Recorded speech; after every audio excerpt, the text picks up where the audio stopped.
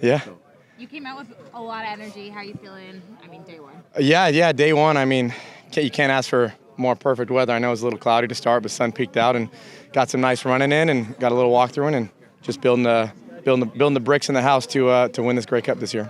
I mean, you are missing some key pieces, especially with recent retirements.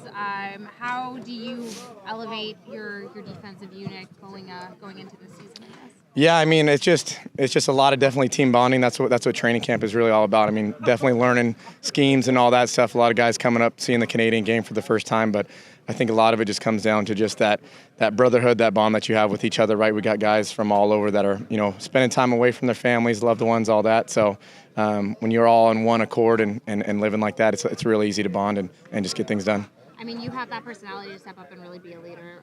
What do you take on this year as you start this training camp? Yeah, I mean, for me, it's doing the same, not a little bit of the same, but still, a little bit different. But yeah, just continuing to lead by example. Letting my play speak for itself. But also just not being afraid to let guys know if we're dogging it. We got to keep things moving. So at the end of the day, just pushing each other and striving for greatness each day.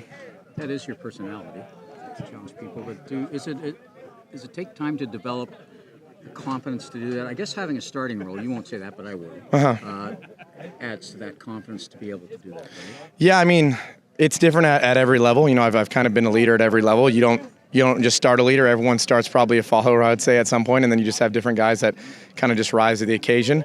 And I've always just, I definitely owe a lot of that to my mom and dad. They were great role models, great leaders in my life. So, for that, at this level now, it's just, definitely have to earn your stripes, earn your respect when you're a rookie, and just go in and play hard, fast, and physical. And then as you develop into those roles, I think you just gain a voice, and you learn from great guys as well, right? I've had the pleasure to learn from guys like Cariel Brooks, Tunde Adeleke, Mike Daly, Simone Lawrence, guys like that who speak up in the room and aren't afraid to push guys. And I think that brings out the best in everybody at the end of the day. It's clearly going to be some battles, that perhaps as many as 3, 4 if you count Sam, in the secondary, with strong side corner and weak side corner and you sort of as I wouldn't say locks, but there.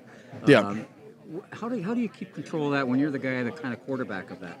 Yeah, well, I mean, I think at the end of the day, we all got to earn our positions. Just because I signed a 2-year contract doesn't mean my spot's guaranteed. I still got to come up and, in my opinion, I got to work harder than everybody else that's out here. And that's how everyone is out here. Everyone is working as hard as they can to make the team at the end of the day. So I think, regardless of which position's opened or which one isn't, everyone should be working just as hard. And the guys know that. Everyone should be working just as hard to get on the field and make plays. As one of the stable guys, though, who's been here a while, I mean, there's a whole bunch of new guys trying out that have some skills and definitely long arms. How much can you and do you help? Because you've got your own game to worry about. Yeah, no, I mean, service is definitely the first and foremost thing of being a leader, right? You got to be able to serve people and help people out. So my first thing always is offering whatever, my knowledge or my brain that I have, to the guys that are new up here and just teaching them the game, any questions they got, trying to help out. Like I said, this is my 4th season in this defense, and while there are new things that we're doing, I do know a lot about the game and how it's played and schemes and all that. So at the end of the day, I've told all the guys anything I can do to kind of help them out and help them grow at the end of the day, we're going to do that. So. And Taylor quickly said, how's your golf game? Oh, TP? It's all right. It's all right. We're more focused on football at this point right now. Stavros, given your year last year and your position on the depth chart entering camp this year, do you have a different mindset coming into this camp? No, it's the same mindset that I had since my rookie year. It's, grind hard, come in early, stay late, and, just put my head down and work, trusting my abilities. Got some changes in the secondary. What do you like about it? Oh, man, I love our secondary, the guys that they brought in, Petey. A great dude from Toronto who's made a ton of plays up there. We're excited to have him. Excited for a lot of the guys that they signed and brought in. At the end of the day, I think I'm just excited to get to work with all these guys and just meet the new faces that are on the team and see what this 2024 team has to offer. Hard to predict, but do you see this division as being wide open? I mean, that's always a tough question each year, right? Like this time last year, everyone said Montreal was going to, not make the playoffs, have a terrible season, and look, they go and win the Grey Cup. So, I never look at it that. I take it week by week, day by day, and whatever opponents in front of us, that's who we're going to take down. Right now, it's ourselves, and working through this camp until we get to that, black and gold game. And then from there, it's the next preseason game. So just building each day.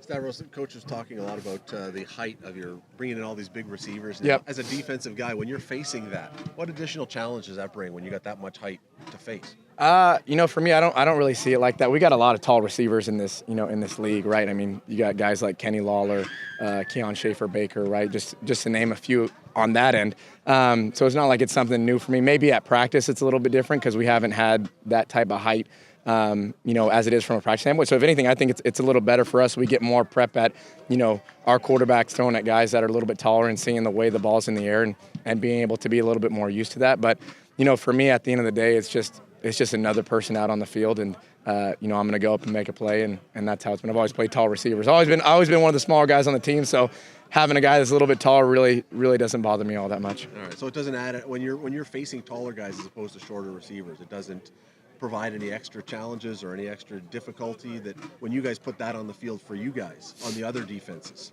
is it going to create any bigger problems? I'm excited for the guys that we have. When you have a 6'6", a couple of 6'6" receivers that are out there, I'm excited to see that, in their game. But yeah, for me personally, it's just any other person out there, and I'm going out there to work, whoever it is.